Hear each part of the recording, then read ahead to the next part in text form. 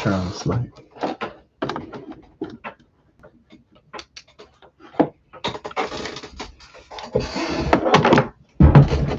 Quickly close those.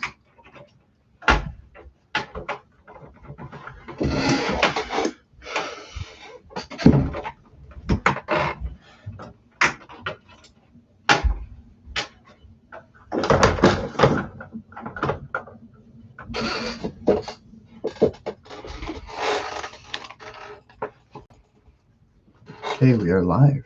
We are live. Just trying to figure this out.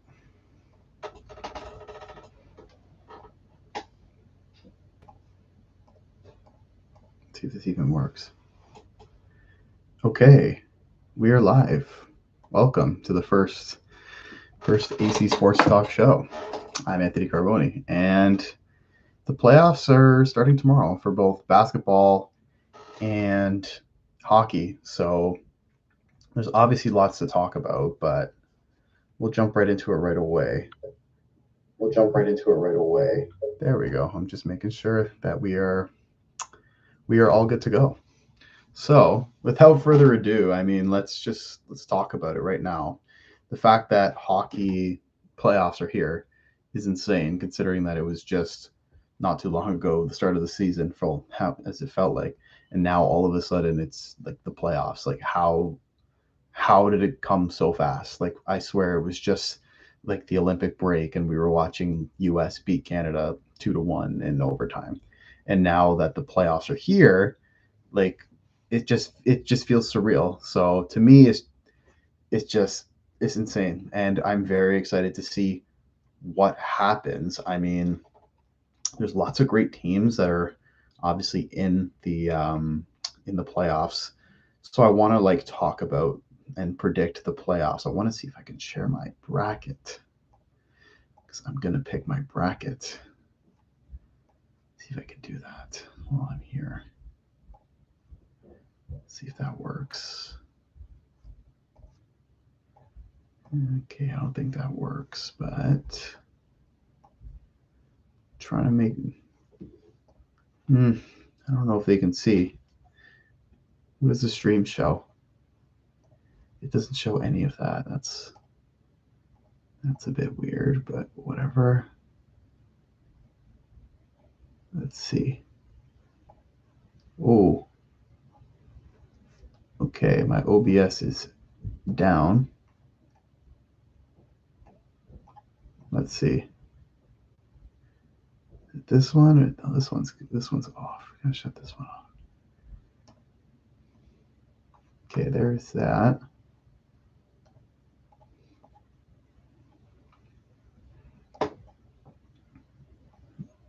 Okay. Okay, whatever. It's just gonna have to. We're just gonna have to deal with it. It seems, because for some reason it just doesn't want me to. Jeez, it doesn't want me to fucking show anything. Whatever, that's fine. So we'll try and jump in, and I can even show like my bracket. Can I even? No. Okay, that's okay. Oh, click the link in the description to join my bracket challenge, by the way, because I'm giving away $100 to one lucky person if they can predict the bracket. But I want to share screen. Oh, we can do that. Perfect. I don't even need this. Perfect. Okay, let me see. Is this working?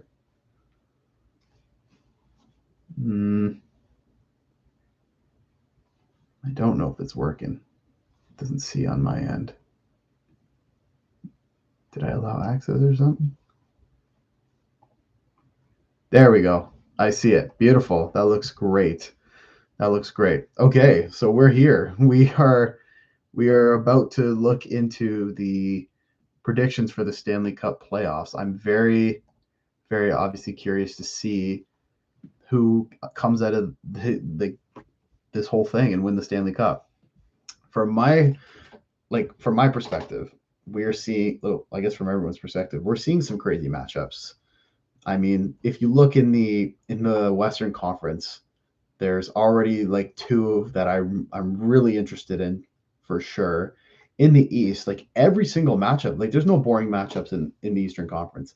There's like maybe one in the West, but for me, it looks really like this is going to be a great playoffs, and I'm very excited to see what happens. But I think we'll start by doing my bracket. So obviously, you guys got to join the. I'm gonna change my name. This is my old name. Let's go AC. Why not? Let's just do AC. This is in my bracket, obviously.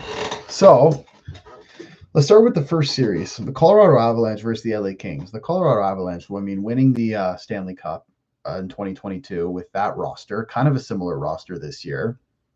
First in the NHL. I mean, that was. Did I expect them to win the President's Trophy? Maybe not, but I mean, they were going to be a dominant team, regardless. But nonetheless, they ran through the NHL and had the best record. Obviously, if I'm looking at the standings, 55 wins, 16 losses, 11 overtime losses. I mean, that's an incredible accomplishment from the Colorado Avalanche. But my problem is that the President's Trophy curse is a legitimate thing that we have seen in many years with the Florida Panthers recently, the Boston Bruins falling apart as well. So many teams have fallen with the President's Trophy curse. The Rangers, I mean, they got out. Tampa all those years ago.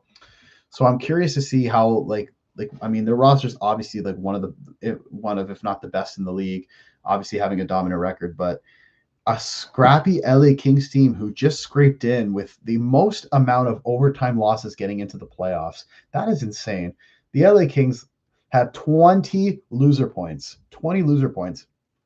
The Detroit Red Wings would have made the playoffs if they were in the Western Conference. The New York Islanders would have made the playoffs if they were in the Western Conference. They would have. And same thing with Washington. New Jersey had more wins than the LA Kings, and they managed to squeak. And the LA Kings managed to squeak in. Why? Because of loser points. Kopitar's last season, of course, you're going to try and make playoffs for him. Your captain of many years, and they get in. But last night they could have had either Edmonton for the 5th year in a row, which would have been insane. That would have been, I mean, since I was in high school, mind you, that's they've been playing for that long. So 4, almost 5, this would have been year 5 that they play in the first round together. So that would have been disappointing, but nonetheless, the LA Kings still made the playoffs. This is their 5th year in a row. This is, I think, the fifth longest streak right now, and they're playing the best team in the league, Colorado. What I think is going to happen here is that Colorado is going to take this, and I guess we'll go into the games in a second, but I think Colorado gets this done pretty easily. If you ask me, I'm just going to say in 5. I think LA, maybe even 4. I might go with a sweep because this shouldn't be a close series with how Colorado has played all year and with how the LA Kings just scraped in and squeaked into the playoffs at the end there. So I'm going to go with the Colorado Avalanche to sweep and have our first sweep of the first round. Then we get into a more tricky matchup, one of the better matchups in the entire NHL. Dallas versus Minnesota. We saw this a couple of years ago in 2024 or 3. I forget. I think it was 23. It was a really good series between the two teams. It went to, no, it might have been 2022. It was maybe a while ago. I don't know. But they played and it went to a 7-game series. But these two teams with the Dallas Stars basically always just not getting it done when it matters most. Conference final after conference final after conference final. Pete DeBoer was the coach, never lost a game 7. They got Glenn Glusman now as their coach, so I wonder how it's going to impact their playoffs. Jake Ottinger, he's had more experience in the playoffs. I'm wondering how he's going to do there. But the Dallas Stars have a very heavy-hitting team nonetheless. So I mean, I'm very curious to see how Rantanen does again this year. I mean, last year in that he had an incredible playoffs as well when he had the hat trick against his former team in Game 7 against Colorado to eliminate them in the first round, which is a crazy first round matchup because this could easily be a conference final. Just with how the divisions are, it's really unfortunate to see how that came about. But Minnesota, I mean, they come in and get Quinn Hughes. I'm just looking at their rosters now, if I can even like navigate on my laptop here. Like the Dallas Stars, man, oh my goodness. Like Wyatt Johnson, Mikko Rantanen, Jason Robertson, I forgot even to mention his name. He's like he's an unbelievable talent, and I'm very curious to see how he's going to do, especially because he could be moving on with his contract. I don't know if the Stars can afford to sign him, especially with Wyatt Johnson and Rantanen's contract. Rupe Hintz, bit of a disappointment last year when he got hurt. It kind of sucked that he couldn't play a lot of the Edmonton series. So I'm wondering how he's going to do with the new additions, even like Michael Bunting. I'm curious to see how they would do. But I don't know. I think like even Minnesota, like getting the big fish in Quinn Hughes, like they have a good roster. Like I feel like maybe they could have done a bit more because their center depth is not as strong. I mean, Eriksson Ek is great, but other than like that, like they have Robbie Fabry, they've got Michael McCarron and Nico Sturm and Trennan as their centers. Like it's not really like a deep center like team. And I mean, they did acquire Bobby Brink, Nick Foligno, guys like that at the deadline. Some guys that you might need for a playoff run. But at the end of the day, like your center depth, like I think Dallas takes it. I mean, you've got Johnson, you've got Heiskanen, you've got Rupe Hintz. Like you've got two guys right there that'll even Tyler Seguin and Sam Steele. Like I would take Dallas centerman over Minnesota's, but don't count out the Wild. They do have like great, like obviously like Quinn Hughes and Brock Faber pairing is going to be a bit difficult to stop offensively, but I think Dallas is just a well-built team and a better built team than the Minnesota Wild. So I think Dallas is going to take this series. I'm going to go with 7. I think this is going to go 7 games because it's going to be a lot closer than people think, and we're going to get the Colorado versus Dallas in the second round, in my opinion. So we'll go with the Dallas Stars for sure. Next up is the Pacific, which I mean, according to Connor McDavid, was the pillow fight division that many of us were talking about and seeing how not too long ago, like any team outside of the Eastern Conference, like when the Detroit Red Wings were out of it, when the Islanders were out of a playoff spot, those teams would have been first in the Pacific Division. The Ottawa Senators are a wild card 2 team in the Eastern Conference, but would literally lead the Pacific Division in points. If that doesn't tell you anything about like how how crazy like the NHL's like format is, I don't know what will. But that is just to me, it's crazy to think that a division leader is lower than a wild card team. Like unbelievable. I'm very it bothers me a little bit because some of these teams like that didn't make it, like it really sucks to not have them in the playoffs. But nonetheless, we got the Vegas Golden Knights versus the Utah Mammoth, their first playoff appearance as Utah. Before they were obviously the Arizona Coyotes, with the new logo and everything, against the newly head coach John Tortorella, who's 7-0-1 in his tenure so far. So he hasn't lost a game in regulation. The team is on obviously the high ends as after winning the division. Obviously, if you want to win the division, it's going to be a lot easier for you in the playoffs. But they're playing a really gritty Utah team. Like they've got some guys like Keller and Schmaltz duo. Like that duo has been around for a while, and they know how to score. As long as they get some good goaltending from, I guess, Veljmeka, he will probably be the starter. They have a decent chance. Like their D, they added Uyghur. Mackenzie Uyghur is a solid guy who can even quarterback a power play and get a lot of points. And he scores too. Like I remember he had like 15 goals or something on a terrible Calgary team not too long ago. So, I mean, Utah versus Vegas is going to be an interesting series. Marner's first time playing playoff hockey in a Vegas Golden Knights uniform. Will be something that a lot of people are wanted to see how he can do in a different environment. Obviously, in Toronto, he didn't really perform right in the playoffs. That's where he got a lot of his slack from, is that he didn't perform in the playoffs. He couldn't perform in the big moments, and that's where we're going to figure out and see what's going to happen with that. I mean, I want to see how Eichel does. The team has, been on a bit of a downtrend since winning the Stanley Cup, losing to the Dallas Stars in the first round the following year, and then getting bounced by Edmonton. And could have been a sweep, but it was in 5 games. So that's it's a little concerning that they haven't been playing as good, but it's going to be a good matchup with Utah. Nonetheless, Utah don't have the experience as Vegas. I think Vegas, like, if they need to find their goalie, because I don't even know who's going to start. Could be Aiden Hill, could be Carter Hart, could be Schmid. I don't know. If Vegas can get consistent goaltending, they'll win the series. But Utah can really score from all over the ice, and they could pester the Vegas defense. So I'm very curious to see what happens there. Nonetheless, I'm going to go with the Golden Knights to win in 6 games. I just see the experience overpowering Utah's, but I expect Utah to be back in the playoffs next year for sure. But I just think Vegas is going to take them out in 6 games. Oh, I need a drink of water after that. We now go to one of my favorite matchups and most interesting matchups, the Edmonton Oilers versus Anaheim Ducks. Joe Quenneville's first year in Anaheim has been a very, very big success, obviously, as the team that hasn't seen playoffs since, what was it, 2017, 2018. It's been more like 6 or 7 or 8 years now since they haven't made playoffs, maybe 9. I don't even know.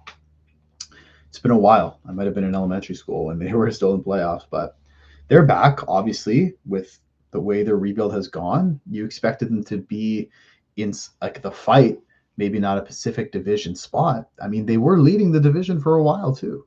They were first. So yeah, they're back in the playoffs, and obviously with the logo and the nice orange jerseys, we get to see those. And they're playing a very well playoff experienced Edmonton Oilers, coming off 2 back-to-back Stanley Cup final losses to the Florida Panthers. McDavid extending his contract a little bit later in I guess after the season started in this season. He will be with the team for another 2 years. That's probably Edmonton's window before he decides to walk. He's given Edmonton like French like points, goals, like highlight reel moments. Obviously, like Gretzky's really hard to beat, but you can argue McDavid could be one of the greatest Oilers if he was to win a Stanley Cup. If he was to win a Stanley Cup, he could have had 2, but unfortunate. But now they're going at it for a third time. Like could be towards the end of their cup window, unfortunately, for this team, because they might be running out of gas, and McDavid might just not. He might just get sick of it because the way things have gone. It's unfortunate for him, and he's been a part of a lot of big losses, 2 back-to-back finals to the Panthers, the golden goal with that Jack Hughes scored with the Olympics. So Edmonton and McDavid have something to fight for here. What do I think is going to happen? The way these teams have played in the regular season, Edmonton's dominated them. Edmonton has been to the finals 2 years in a row. The Ducks have never made it. This was a big win for them to make it into the playoffs. I see the Oilers taking out the Anaheim Ducks. You know what? I'll give Anaheim a bit of credit. I think it's going to go 6 games because Edmonton's goaltending is a bit atrocious. So if they get some goals, maybe they'll win a couple games. But I see McDavid, and if a healthy Draisaitl comes back, I think Edmonton should take care of business even quicker. But I'm going with the stats right now of what I see, and I think Edmonton will win in 6. I said Vegas will win in 6 against Utah, Dallas in 7. I think this is a bloodbath, and then Colorado sweeping the LA Kings in the first round. So that is this part. Let's go to the next. Buffalo, I want to do the Atlantic last. Let's do the Battle of Pennsylvania. Pittsburgh versus Philly. 2 teams that haven't made the playoffs in a while either. Pittsburgh, it's been 3 years. The Flyers, last time they were in it was the bubble. Yeah, it was the bubble when they went to the second round against the Islanders, and what was a interesting, obviously, time. It was in a no fan allowed Toronto building, right? And I remember they played the Habs because I was watching that series and whatever.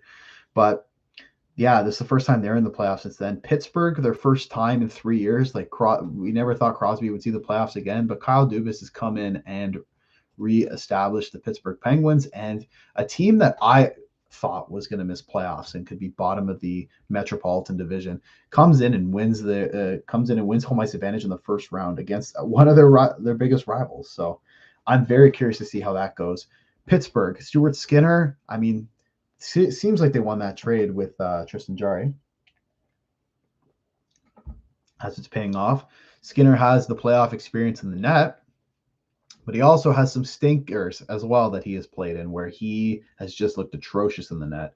Nonetheless, Pittsburgh has Sidney Crosby. They have Evgeny Malkin. They've got Letang. One more shot at glory for these three studs on the Penguins. Can they win the Stanley Cup? It's going to be a bit tough. But can they get past the Flyers? Absolutely. Now on the other side, Philly haven't made the playoffs in a big amount of time. Rick Tocchet comes in his first year and just revitalizes this group. He gets them into the playoffs. They, even with like Dan Vladar as their starting goalie, you know, a guy like who was a backup in Calgary like not too long ago, he comes in and he has shut the door in the last, like, I guess, couple weeks as the Flyers, I thought, were out of it because Columbus, 11 games left, had the second in the Metro, and then the Flyers started going on the streak, getting hot at the right time, got them into the playoffs, and now they're playing the Pittsburgh Penguins. A lot of people think this could be like a quick one with this one. I think it's going to go 7 games. I think it's going to go 7 games, and I think it'll go to Pittsburgh. I think Pittsburgh have the veteran experience to take out the Flyers. And Crosby, you know, after all the years of battling with Philly, he wants to do it at least one more time against his former assistant coach in Rick Tocchet, who said obviously he's going to have some people going after those guys. But I think Pittsburgh, with their experience, is going to take out Philly in a great, could be best series of the first round, 7-game series against their Pennsylvania rival Philly. Carolina and Ottawa. Now, I've been so low on Ottawa. I'll be honest. I cannot stand the Senators. Their fan base annoys me. Their team annoys me. Their captain annoys me. Everything about Ottawa just pisses me off. I didn't think they were going to get in halfway through the year. I did predict them to get wild card 1 or 2 in my predictions last year for this year, like this season in September when we did the video. But here they are. They fought and scratched and clawed their way back into a playoff spot after Detroit, I thought, had a stranglehold. They leapfrogged Detroit. They leapfrogged Florida. And they squeaked through Washington as they were creeping up on that wild card spot. And they got into the playoffs with, you know, the Allmark situation being like part of their team and stuff with the Brady Tkachuk on his podcast, of course. So the fact that these guys made the playoffs with a lot of the adversity they faced, I mean, I got to give them props. They got in. And Travis Green especially. Travis Green really was probably the biggest reason why they got in. So shout out to Travis Green for that. But Carolina, obviously, at the beginning of the year, thought they were going to win the President's Trophy. They were close, second place in the league. Of course, it was an easy favorite for me to pick them and to win the Metro, as their team is just really highly skilled, especially with the offseason they had. Didn't make any big deadline moves for this trade deadline, but nonetheless, they finished first in the division, and now they're taking on the pesky Ottawa Senators. This could be a good series. This could really be a good series because of how both teams play. They play with low scoring, they play high defensive, and they're strong on the puck. And the Senators obviously like to have the lead, but they can come back, and they're one of the good comeback teams that we've seen in the league this year. So I'm very curious to see how they would do against Carolina. Carolina, obviously, they're dump and chase. They play as a team. They don't have a big superstar like any of these other teams, but they play as a unit and they get the job done. And they've been to the conference final a few times now in the past 5-6 years. So maybe this is the time that they get over the hump. But they are playing a good first round team in Ottawa. But nonetheless, if Ottawa is going to win the series, they need Allmark to stand on his head and play spectacular. Carolina's goaltending is a bit shaky. I don't know who would be the game 1 starter. It could be Bussy. It could be Freddie Anderson. So that'll be very interesting to see. But obviously, I think Carolina's going to win this. I don't see Ottawa beating a team like Carolina. Maybe if they were in the other side and had Buffalo, because they have a bit more experience, they would beat them. But Carolina is just too strong. And I think they're just going to swarm the Senators and win in 5 games. I think it's going to be too much for the Senators to handle because their game is just completely different in the playoffs. Get to my team last. Let's go to Buffalo-Boston. A series for me that is a coin flip. Now, I'm very excited to see this series. First of all, Boston, a team that nobody thought were going to make playoffs this year, including me. I had them last or second last in the division, and then they end up making it wild card one. And the Buffalo Sabres, another team I didn't think we were going to make playoffs, the hottest team in the NHL since December 9th. They've won like almost 40 games in that span. A team 2 months into the season was like trade everybody, blow it up, rebuild again. They fire their general manager, Kevin Adams, and they go on this insane run where and almost win the entire conference, just a few points shy.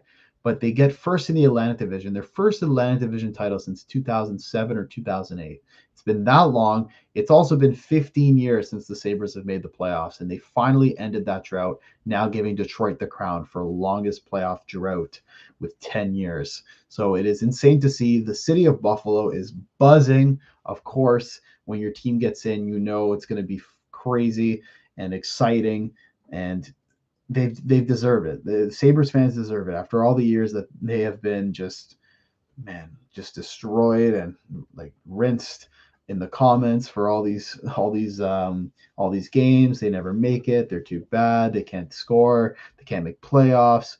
They're just it's about time that they make it. Two heavy hitting teams with a lot of size, teams with a lot of fight, snarl, snot, whatever. It's going to be a battle, a big battle that it's just hard to explain, but it's going to be a great series.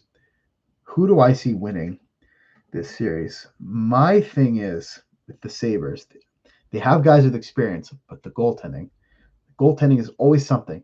If Ukko-Pekka Luukkonen is the starter, I don't know how he's going to fare in TD Garden when the bees are buzzing and Swayman's on his head. And now we got to talk about Swayman. Like, he had a great year after an off year last year. He came into this year, had a great year, could compete for the Vezina, but that obviously seems to go to the team below with Vasilevsky and net. But Swayman has had a great year, and I don't know how Buffalo will fare in their first playoff experience. It'll be Tage Thompson's first time. They obviously have guys like Alex Tuch, Ryan McLeod, Jordan Greenway, who've been there. Bowen Byram as well, but Owen Power is going to see the playoffs for the first time in his career. Rasmus Dahlin is going to see the playoffs. It's going to be a different animal. It's a great thing that they opened the series in Buffalo, but I think I'm going to go with the Bruins to upset the Buffalo Sabres. I think it's going to be a great series. However, Boston has the experience to really show how they should be back in the playoffs. Like last year was a one-off, and they're now want to get back into the frame. And playing a team as vulnerable as Buffalo with like not being in the playoffs for a long time, it could show. So I think Boston will win that series. Tampa, Montreal, my team, the Canadiens, get into the playoffs. I predicted this matchup way back in September, and here we are today seeing that Tampa Bay will play Montreal. Unfortunate, because Tampa's a great team, and Tampa has last few times they made the playoffs gotten bounced in round one. So I'm a little concerned to see how they do against a team like that. But nonetheless, we're here against the Tampa Bay Lightning. Tampa, obviously, they have their guys. Kucherov could possibly win the Hart. Braden Point playing a bit injured, but comes back and plays well. Jake Gensel playing well as usual. Their D, Darren Radish, like, what kind of a year did he have? I think he's a point per game. Like, where did he even come from? And he's done really well. What I would hope that Montreal could, prey on and take is their veteranship being maybe too much, maybe being too old, too slow. The Canadiens are a speedy team, especially on the wing. They've got wingers who can just fly right by your defense without even knowing. Cole Caulfield, first player since I forget who it was, but it's been a while since we've had a 50-goal scorer in Montreal, and he did that pretty convincingly too. It looked like it was going to happen. And Suzuki, first 100-point season as well in a long time, so that is very exciting to see. So, I mean, Lane Hudson, Demidov, Sapkowski, it's a young team, a team that obviously should be making the playoffs start after the rebuild, but how far they will go, that's that's a really tough question. My heart tells me Montreal, but Tampa Bay is too good. It's too good to pass up on, especially because this could be their last rodeo. I'm so torn. I'm so torn. Like, do I go with like the heart pick, or do I go with like the logical pick? I think I gotta go logical here because we can't be biased as as journalists and people in this industry. So I'm gonna just go with Tampa Bay. I think it'll be a 6-game series. I think they take out the Canadians in 6. Nothing earlier because I feel like it's a bit of a dogfight, especially all year. I said Carolina in 5. I said Pittsburgh in 7, and then I said Boston in 7 as well. So we'll go with that to start the second round. And I guess we'll go to the second round. We'll go with Dallas, Colorado first. Obviously, the 2 heavyweights of the league, if you ask me. This was a first round matchup last year. Let's think about that. Colorado having home ice advantage now. The Dallas Stars, I mean, obviously trying to get a Stanley Cup, but playing these 2 teams playing is just it's so unfair that both of them can't go to the conference final. It really is unfortunate, but nonetheless, these 2 teams have to play each other. The goaltending with Dallas is really good, but Colorado has the advantage up front on forward, and they have, I think, the better defense. McKinnon is on a mission to go for his second Stanley Cup. I mean, Rantanen obviously is going to try and lead the Stars, but I think it's going to be too much for the Stars. I'm going to go with Colorado to win that series. That'll definitely go 7 games as well. I would definitely say that's a 7-game series, and Colorado will have a very, very tough time against the Dallas Stars. Edmonton versus Vegas. We've seen this now, I don't know how many years. Last year, the year before, I believe, as well. And even the year before when Vegas won the Stanley Cup. So this is like the 3rd year in a row that they've played. I think they've met in the second round, which is insane. But interesting matchup with different coaches. Obviously, Knobloch has a different style. Torts, we all know how Torts is. And Vegas, I mean, are obviously competing for a Stanley Cup, winning the division, but Edmonton have to try and win the Stanley Cup. They've been so close so many times now, and I think the 3rd time has to be the charm this year. So I think I'm going to stick with Edmonton to go to the conference final and play Colorado. We're going to get McDavid versus McKinnon in the conference final, in my opinion. Boston, Tampa, another great series. Boston shouldn't be in this scenario, but with how they've played, they have gotten to that point where they beat Buffalo. In my opinion, they beat Buffalo, but they've gotten to that point where you don't know what could happen with this team. Like, obviously, good goaltending gets you far, and having a guy like Swayman in the net is very obviously huge for them. Tampa Bay, I mean, obviously Vasilevsky. How do you even stop that? Like, be honest, how can you even stop Andrei Vasilevsky, especially with the team Tampa has and how close they are to, their cup window ending with all these guys getting older? Tampa Bay is going to smack the Boston Bruins in this series. It won't even be close. I think it'll be a 5-gamer, 100%.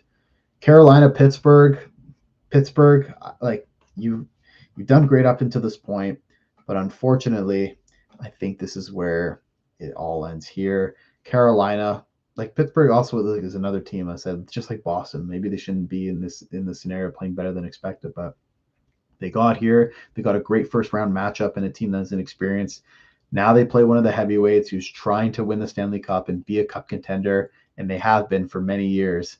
So I think it'll be too much for Pittsburgh. I think they could give the Hurricanes a run for the money, but I think this will be a 5-game series as well.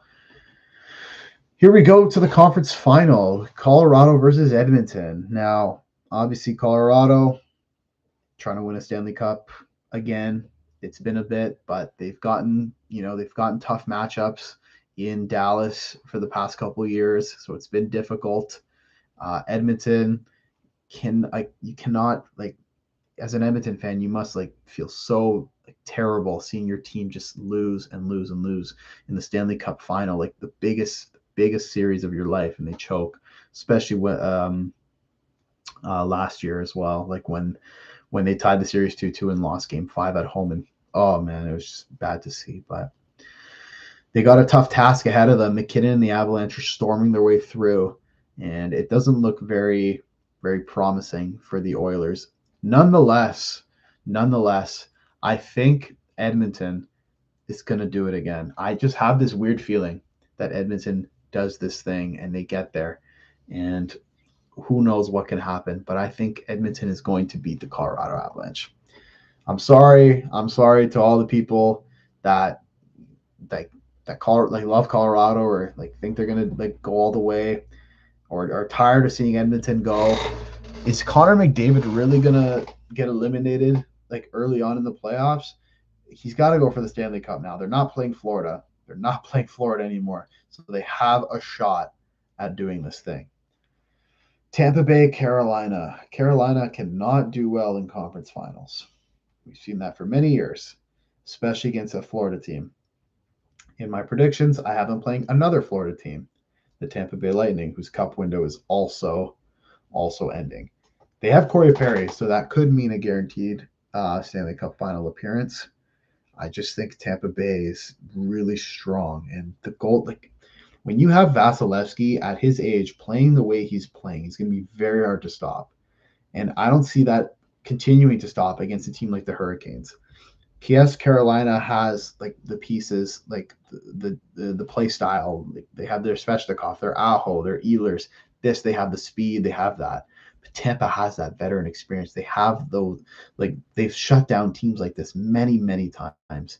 And I think it's just going to be the exact same. In a goaltending matchup against Vasi with the goaltend, we don't even know who would be game one for in round one for the Hurricanes.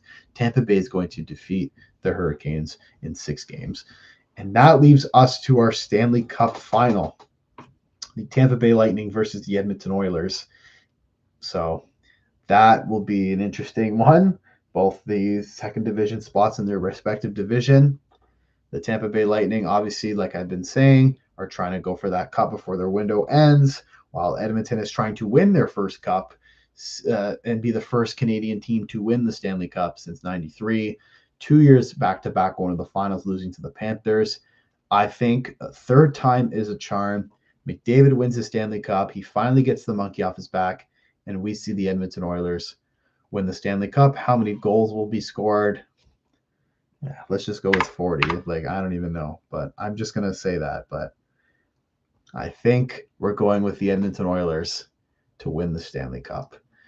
That is the bracket. That is what I think is going to happen. Now, would I go back and maybe change it? I guess we'll see, but I don't know how I'm going to feel about it. Nonetheless, this is my bracket. Now, like I said, I could regret this, but I think Edmonton's finally going to do it. Like, they got to get this monkey off their back. Playoffs start tomorrow. The first game being Ottawa, Carolina. So we'll see what happens. But those are my playoff predictions for the NHL. So I hope you guys enjoyed that. And like I said, join the bracket challenge. I'm really curious to see what you guys think. Let's see if I can stop sharing. See what you guys think of, my bracket and everyone else's bracket. In my original predictions, I did like change a few things. Like I had none of these games being a sweep. I also didn't have that. I had the Habs winning the series in 7, but then I had the Sabres winning 6. I just changed them a bit now, but whatever. It doesn't. I guess we're gonna see. But yeah. Anyways, we're gonna go on to some other NHL news. I really want to talk about this. Let's see if I can share my screen again. We're going to share it and put it on Twitter. Who doesn't love Twitter? Let's talk about it. Let's go on to Twitter. Let's see. Does it work?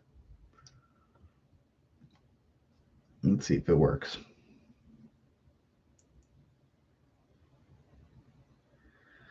I don't know if I can see. If you guys can see what I'm sharing. I don't think. I don't know. But anyways, if you can, it's loading. Loading. There we go. Beautiful. Beautiful. Gotta love technology. Okay, so look at that. EA Sports has predicted the Montreal Canadiens to win the Stanley Cup. So could we be the 12th out of 16th team that does it? Guess we'll see. But let's go to one of my favorite storylines of the week. Rick Bowness. I loved this. Let's see if you can hear this. Games in a lot of seasons. Have you ever been part of something that's as frustrating as this has been down the stretch? Games in a lot of seasons. Have you ever been part of something that's as frustrating as this has been down the stretch? Games in a lot of seasons. Have you ever been part of something? All you got to do is look at the stat sheet. 3 hits, 23 giveaways. I don't know if I'm back. 3 hits, 23 giveaways. I don't know if I'm back. 3 hits, 23 giveaways.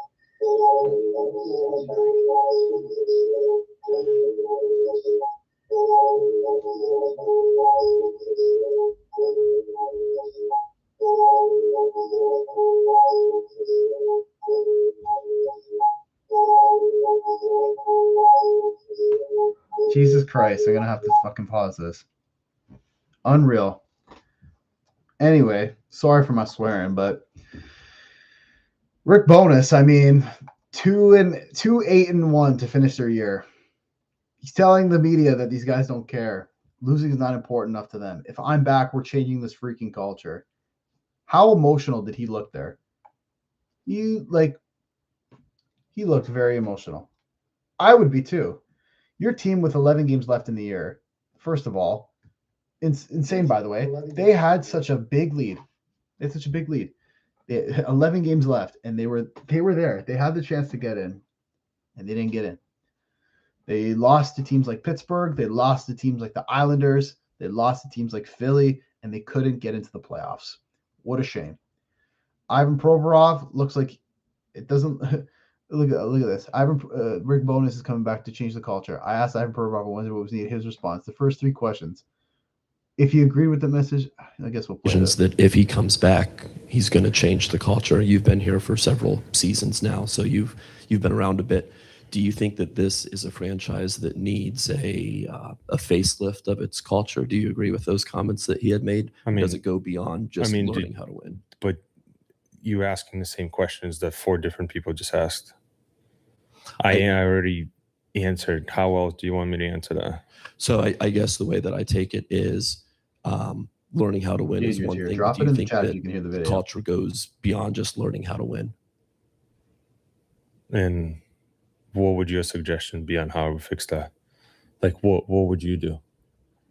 I'm not in that position, so I don't have an answer. I didn't know if you thought that. I mean, our job as players is to perform, and I think we gave, every time we stepped on the ice, we tried to win. Did we get it done? No. Are we all frustrated? Yes. At the end of the day, will we learn from this and move on? Yeah. So, and we'll be better next year? Yes. So, but. Okay. So, looks like what I have Provorov saying is obviously they're going to be pissed off. Of course you are. You blew a chance to go into the playoffs. I thought this team was really going to at least do something, especially with the way they were, 11 games left. But anything can happen in 11 games, and they choked this. But Bowness was just not happy. And guess what? After that happened, the organization responds by hiring him for next year. I mean, for him to do what he did in that press conference, call out his team, say all these things, and he was right. The fact that the team brought him back just shows he was right, because any team could have been like, oh, you can't say that. You shouldn't say that to our team. He comes in and says that, calls out the entire locker room, calls out the culture of the entire organization, and looks like he's coming back, and he will be the head coach once again for the Columbus Blue Jackets. We'll see what happens, but this is a great thing for the organization. Something different, a different voice that Evason couldn't really show in his tenure with them, and because they were one of the hottest teams as soon as he came in there. So shout out Bones for all that. But yeah, they met at the media yesterday. They talked about the extension. So I'm very wow. They're even showing that Rick Bones trying to fight Dean Evanson back in 2023. That's pretty awesome. But this caption is crazy. I'm not gonna lie. But yeah, Rick Bones is back, and who would have expected this kind of response from his players and the organization themselves? He had the balls to say what he wanted to say, and he came in and said it, and now he's coaching them again. So we'll definitely be very interested to see what happens. Now, the final NHL topic for the day. You obviously know you can't talk about hockey without talking about the Toronto Maple Leafs. As much as they piss me off sometimes and everything that happens, we just want to talk about what happened. So let's get into it.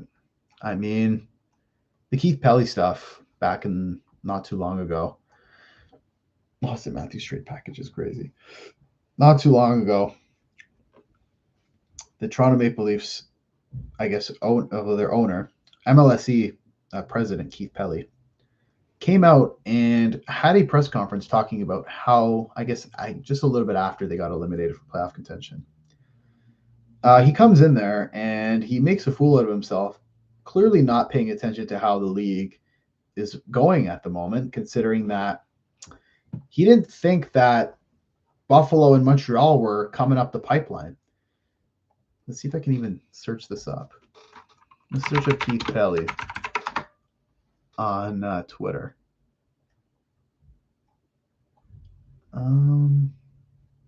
It doesn't really say. You can't really find anything from Keith Pelly, but oops. We'll go look at let's keep scrolling through and see. Anyways, Keith Pelly basically made a fool out of himself, saying he had no idea that that Buffalo and Montreal are up the pipeline. First of all, how do you not see the Canadians who made the playoffs last year coming up the pipeline and being better than your team? How does that make any sense? How do you not see that? And then Buffalo. Okay, sure. A lot of people didn't see Buffalo making playoffs or whatever this year. Maybe how long do you expect them to be bad for? Number one. Number two, did you not think with the guys that they have that they could even beat you? They've had your number for the past couple of seasons, many times. And this year's especially, I don't even think the Leafs will beat Buffalo. Did they? I'm going to Google this right now. I'm actually very curious to see if the Leafs beat the Sabres at least once this year. Sabres win 5-3. Oh, Leafs won in overtime. Okay. Then 7-4 Sabres and then 3-2 Sabres. So 3-0-1 against Buffalo. Or the Sabres were against the Maple Leafs. So I don't know. I don't know how you didn't see that coming. But obviously, Brad Treliving being fired as well is going to change things as well. Finding a new GM to roll and a messy situation.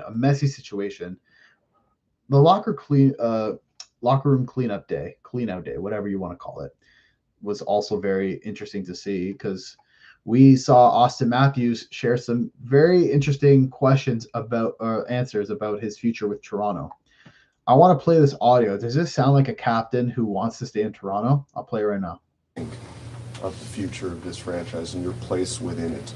I'm sure you've heard that. How do you view your future with the Leafs moving forward during the season? Yeah, I mean, I can't predict the future. Obviously, there's steps that kind of have to, take place. They're going to hire new leadership at management and stuff like that. So, I don't really know. I think that's kind of, like I said, I can't really predict the future. But for yourself personally, is this a place you want to be or would reject any suggestion that you should not be here for the remainder of your contract? Yeah, I think all that stuff. I mean, there's always noise and there's always chatter. I think personally, I really don't pay attention to all that. I just focus on myself, focus on this team, and trying to be a part of the solution. Also, there's been a lot of people. He did say he wants to be part of the solution. I understand, but as a guy, as your captain, first of all, and even when they kind of had a feeling they weren't going to make playoffs after, I guess, the Olympic break, his agent and his people were saying like, yeah, you know what, seems like he's going to stay. Did this interview like give Leafs fans any like satisfaction and hope that he's going to stay? I mean, obviously no one expected the Leafs to be in the position that they were in, right? But the fact that he came out and just kind of gave this like mysterious like vibe of like, I don't know, I'm going to focus on myself. I can't predict the future. They're going to have to hire leadership and management to look at that stuff. Like, you can't predict the future. You can't even give any Leafs fans some like hope that you're going to stay. I don't know. He's an American-born player after all, number one. You saw how a lot of the people treated him in like even Leafs fans, how they treated him when he went to the White House. That's another thing. The way that he gets like rinsed in the media after every playoffs series, I think like he could be tired of like playing for the Maple Leafs. It's a big commitment. Some of the nights he doesn't speak. Some of the like after games, it's a bit different now. Like God, like Sundin man was the Leafs logo. He wore the logo off and on the ice, in the media, talking to people, everything. That was the guy. And I don't know if Austin Matthews can be that guy in Toronto. They've had, I mean, people love to tell me that they have like, they made the playoffs and whatever. Like, yeah, sure, you can make the playoffs 9 years, but if you win two rounds, do you really call that successful? I'm sorry, it really isn't. It really isn't. Yeah, they pushed Florida to 7 games, but they choked. You understand? In Game 5 and Game 7, choked, and they got outplayed, outclassed. It didn't even look close.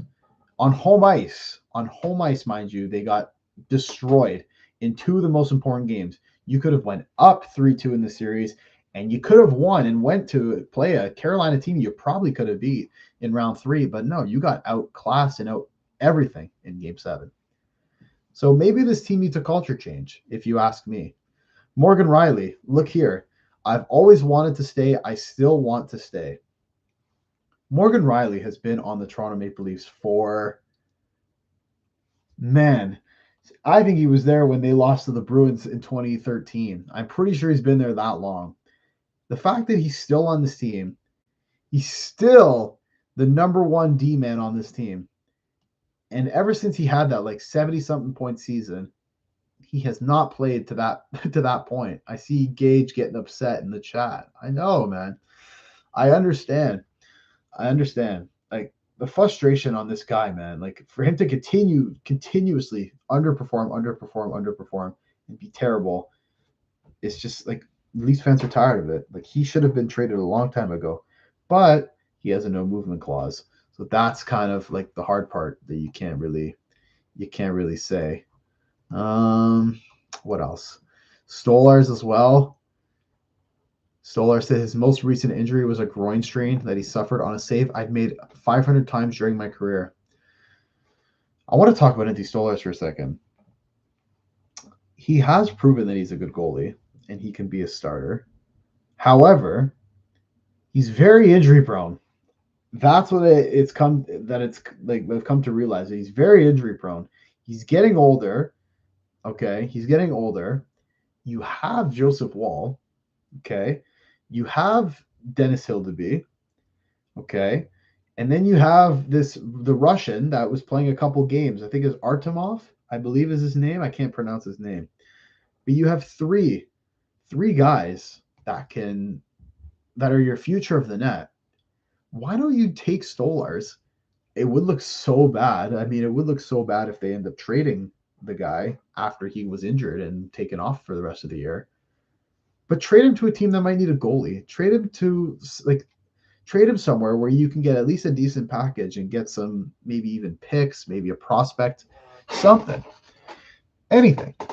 because I think that would be a great thing for the Toronto Maple Leafs. Goaltending is not an issue. Joseph Woll is going to be a great goalie. He's going to be the franchise goalie. Hildeby is looking like he can do it himself if Woll is not even there, especially back in December when both Stolarz and Woll were hurt. He came in and played some really big games and got some big wins for them. The Winnipeg game for sure is the one that I keep thinking about when he just made save after save after save after save, carrying that team into an overtime win. So maybe you trade a guy like Anthony Stolarz. Maybe. John Tavares is going to play for Team Canada. That's really big. Craig Berube. Oh, I want to talk about Craig Berube. Let's see if I can play a little bit of this.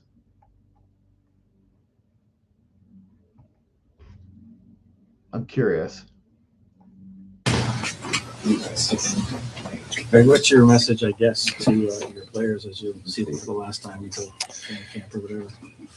Yeah, I think, well, individually meeting with every player and just go over their year and things that they need to improve upon. And, we'll get into obviously the team stuff with a lot of the guys too. If you had something to do differently this year, would you have, if you look back? I don't know. I think throughout the season as a coach and staff and an organization, we tried to do things a little different, try to help the team to get to another level. So we tried things, they worked for a bit. And yeah, that's a tough question. I don't really think of anything right now. Greg, what's the biggest reason the team went from where they were last season to where they ended up this Goals season? against.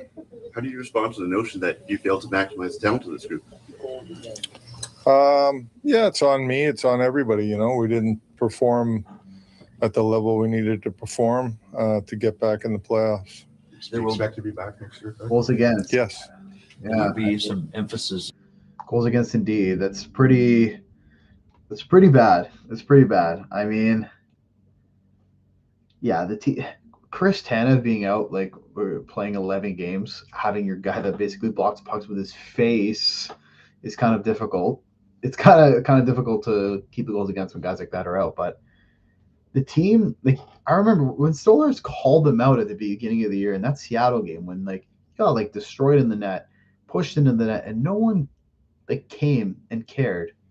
It went to show like how people would like how the team thought and how the culture is there, that I guess they don't defend their players. Obviously we saw what happened with Matthews and then, but I don't know, this entire Craig Berube thing, do I see him coming back as the coach?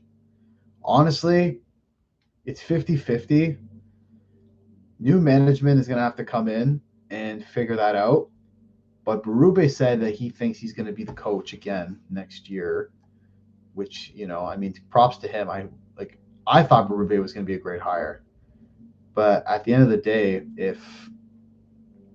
if they think he's not as good, right, as some other candidates, then maybe they'll find someone else. But the coaching market is kind of soft. John Tortorella gets brought to Vegas. Pete DeBoer goes over to the Islanders.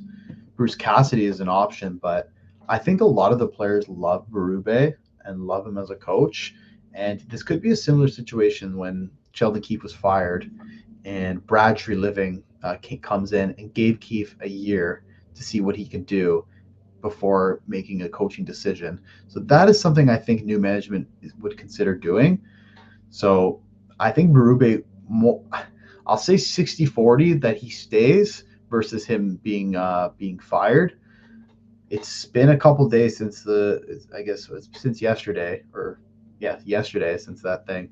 By next week, if something doesn't happen, maybe he will remain the coach. But nonetheless, we will see indeed. But what else should we even talk about? I guess, there's some predictions.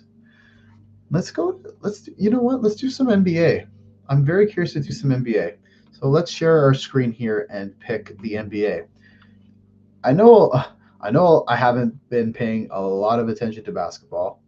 I haven't. I'll be honest. I haven't.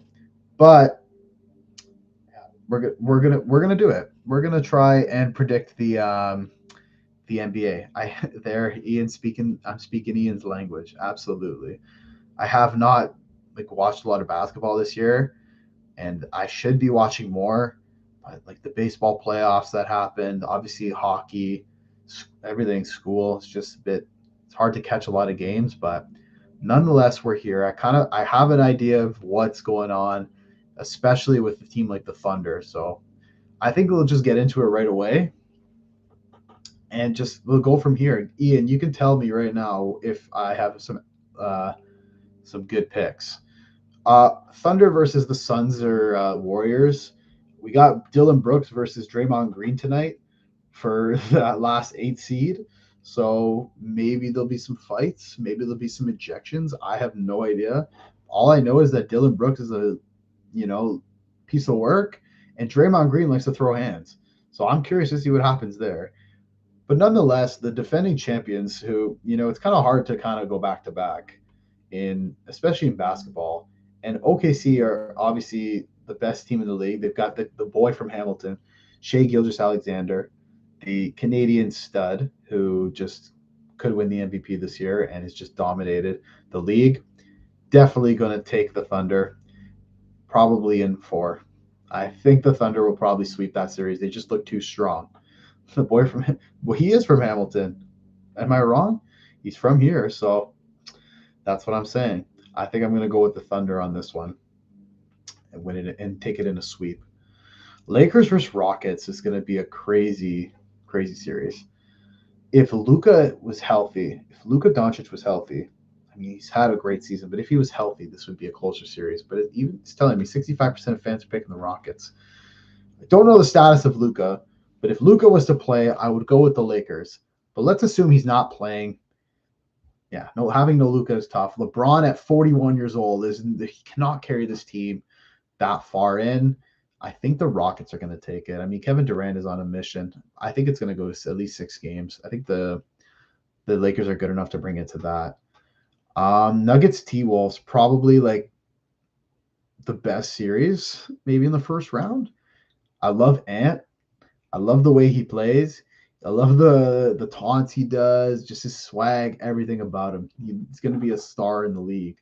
Already is, but he could be the biggest star. Meanwhile, you've got Jokic, who kind of, doesn't like to play basketball anymore, as we've seen, loving to go to Europe after the playoffs with his horses. The Nuggets have obviously been a great team over the years as well, like all Colorado teams, it seems, but except the Rockies. But nonetheless, the Nuggets are playing the Timberwolves. I think, you know what? I think I'm going to go with the T-Wolves. I think the Timberwolves are going to win in a 7-game series. It's going to be a good series. No matter that it's the 3 seed versus the 6 seed, I think the Timberwolves are going to put up a good fight and win in 7 games and knock Jokic back to his horse stable. Yeah, I know. I got a feeling. If I'm wrong, I'm wrong, but the alien Wemby versus the Trailblazers. The Trailblazers don't stand a chance. Wembanyama, I've seen highlights of this guy, this French stud, absolutely just destroying and taking over games. How do you even stop him? He's 7'2". He can shoot, he can defend, he can do it all. They're saying he can be the next greatest player of all time. And considering where the Spurs were many years ago, they haven't been that great. I mean, when Kawhi was there, or not Kawhi, DeMar. DeMar, I say it, the less I like it. You know what I'm saying? I really love this team over the Trailblazers, clearly, and I'm gonna go with the Spurs. Obviously, I'm gonna go in 5. Maybe I'll give Portland 1 game.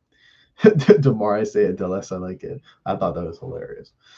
The Pistons, who I recently have been doing really well, obviously, against a team. Well, it could be Charlotte, it could be the Orlando Magic. Charlotte hasn't made the playoffs in a long time, which would mean if they make it, every team in Carolina would make playoffs. No matter who they get, I think the Pistons are too good. Cade Cunningham has been too dominant. I think he's going to take this, and that team's going to take it in 5. Raptors, Cavs. Oh, yeah. This, hometown team, Toronto Raptors. A lot of people, I also saw everybody on ESPN take the Cavaliers. Nobody took the Raptors. Nobody took the Raptors. The Raptors beat them 3 out of 3 times this year. Okay, they got James Harden. They've got D-Mitch. It's going to be a bit tough to play against those two guys. They need to win a series or two to, like, have some good things going for them. D-Mitch is a free agent in the summer, so he could sign somewhere else if he doesn't see a future with this team going anywhere. Game's on tomorrow at 1 p.m. I'm definitely going to watch. A lot of people have the Cavaliers winning. It's a 4 and 5 seed, so it should be a lot closer in picks. I'm going with the hometown Raptors in 7. I gotta go with the Raptors because I love Ingram. I was gonna say something crazy. I love RJ Barrett. I love Quickly. I love that team. Grady Dick has been great as well. It's just the centers. It's a bit tough because their centers have been inconsistent. But if they can get them going, I think they can beat the Cavaliers, and I think they will in Game 7. Knicks versus Hawks. I keep seeing Knicks fans all over Twitter. They're funny. They're a funny group of people. So, I mean, they're playing the Atlanta Hawks without Trae Young, which is kind of funny because Trae Young got traded, and he was waving to the Knicks fans. All those I think it was the Knicks. He was waving to them those years ago. But I think the New York Knicks have to get far in the playoffs. I think they're going to beat them. Haven't really watched much Atlanta Hawks basketball, if I'm being honest. But I think the Knicks are going to win in 6 games. Ooh, Celtics 76ers. I mean, it doesn't look like Embiid's going to play, but whatever. Tyrese Maxey's been good. PG, Paul George, the what do you call it? This when he's stopping and hits the 3, just tells the guy to move. Oh, that was pretty funny. But the Boston Celtics, a team that was not expected to be in the position that they were, come in and they win the 2nd seed in the Eastern Conference. The Philadelphia 76ers are a joke of a franchise, especially recently. Joel Embiid, I'm surprised they're still putting up with his crap. Tatum's going to be back from his ACL tear as well. So Boston's going to win in 5.